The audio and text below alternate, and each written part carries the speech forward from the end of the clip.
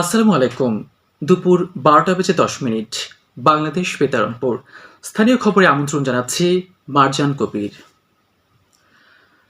রাজধানী মিরপুরের পল্লবীতে শিশু রামিসা আক্তারকে নৃশংসভাবে হত্যার ঘটনায় দায়ের করা আলোচিত মামলায় আসামি সোহেল রানা ও তার স্ত্রী স্বপ্না খাতুনকে মৃত্যুদণ্ড দিয়েছে আদালত।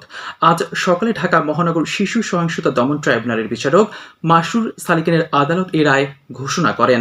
এর আগে কড়া নিরাপত্তার মধ্য দিয়ে আসামি সোহেল রানা ও তার স্ত্রীকে আদালতে আনা হয়। রায় ঘোষণার আগে দুজনকে এজলাসে তোলা হয়। বেলা ১১টার পর রায় পড়া শুরু করেন বিচারক। গত ১৯ মে সকালে পল্লবীতে আলোচিত এই হত্যাকাণ্ডটি ঘটে। পরদিন ভিকটিমের বাবা বাদী হয়ে মামলা করেন।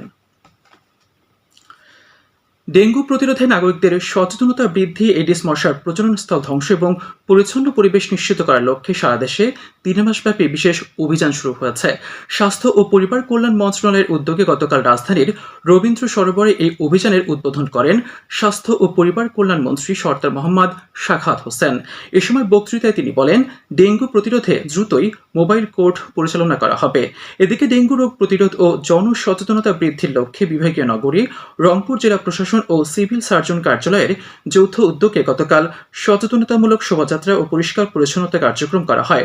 জেলা প্রশাসক মোহাম্মদ রুহুল আমিন এতে প্রধান অতিথি ছিলেন। কুড়িগ্রামে জেলার স্বাস্থ্য বিভাগের উদ্যোগে এক বর্ণাঢ্য শোভাযাত্রা করা হয়। একই সাথে জেলার সকল উপজেলা হেলথ কমপ্লেক্সেও একযোগে এই সচেতনতামূলক কর্মসূচি পালিত হয়েছে। এছাড়া গাইবান্ধার পলাশবাড়িতে উপজেলা প্রশাসনের আয়োজনে গতকাল পরিষ্কার পরিচ্ছন্নতা অভিযান কর্মসূচি পালিত হয়। এ উপলক্ষে উপজেলা পরিষদ সম্মেলন কক্ষে আয়োজিত সভায় উপজেলা নির্বাহী অফিসার শেখ জাবের আহমেদ সভাপতিত্ব করেন।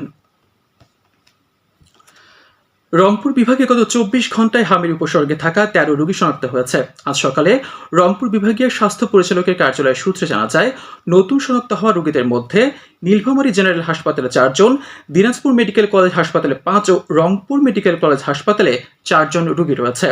গত ৩০ মার্চ থেকে আজ সকাল পর্যন্ত বিভাগের মোট ৮ জেলায় হামির উপসর্গে থাকা ১,৪৬৪ জন রোগী শনাক্ত হয়েছে এবং এদের মধ্যে ১,৪০০ রোগী সুস্থ হয়ে বাড়ি ফিরেছেন।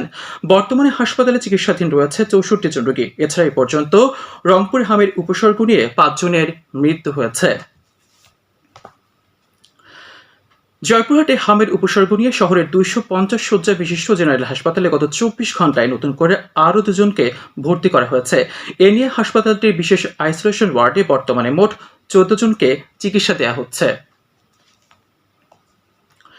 জয়পুরহাটের পাঁচবিবি উপজেলার প্রয়াত নেতাকর্মীদের মরণোত্তর সম্মাননা প্রদান করেছে বাগজানা ইউনিয়ন বিএনপি।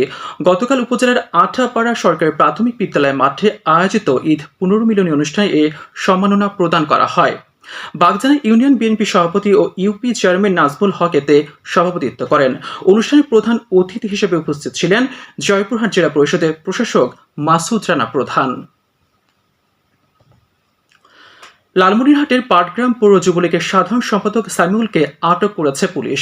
গতরাতে এক বিশেষ অভিযানে তাকে আটক করা হয়। তার বিরুদ্ধে নাশকতার মামলা রয়েছে। এদিকে জেলার হাতিবান্ধায় কার্যক্রম নিষিদ্ধ সিন্ধুবুনা ইউনিয়ন ছাত্রলীগের সাংগঠনিক সম্পাদক রিফাত হোসেনকে আটক করেছে পুলিশ। কুড়িগ্রামের রৌমারী উপজেলায় এক অভিযানে মশলা জাতীয় ৪২ বস্তা অবৈধ বিদেশি জিরা উদ্ধার করেছে বর্ডার গার্ড বাংলাদেশ বিজিবি। গতরাতে উপজেলার সাহেবের আলগা বিওপি সদস্যরা গোপন সংবাদের ভিত্তিতে চর ইটালুকান্দা সীমান্তে অভিযান চালিয়ে এসব জিরা ও একটি ইঞ্জিন চালিত নৌকা উদ্ধার করে। সবশেষে আবহাওয়া। আজ সন্ধ্যে ৬টা পর্যন্ত অভ্যন্তরীণ নদীবন্দরগুলোর জন্য পূর্বাভাসে বলা হয়েছে, খুলনা, বরিশাল, পটুয়াখালী, নোয়াখালী, কুমিল্লা, চট্টগ্রাম ও কক্সবাজার অঞ্চলের উপর দিয়ে পশ্চিম উত্তর পশ্চিম দিক থেকে অস্থায়ীভাবে ঘন্টায় ৪৫ থেকে ৬০ কিলোমিটার বেগে দমকা থেকে ঝোড়ো হাওয়া বয়ে যেতে পারে। সেই সাথে বৃষ্টি অথবা বজ্রসহ বৃষ্টিপাতের সম্ভাবনা রয়েছে।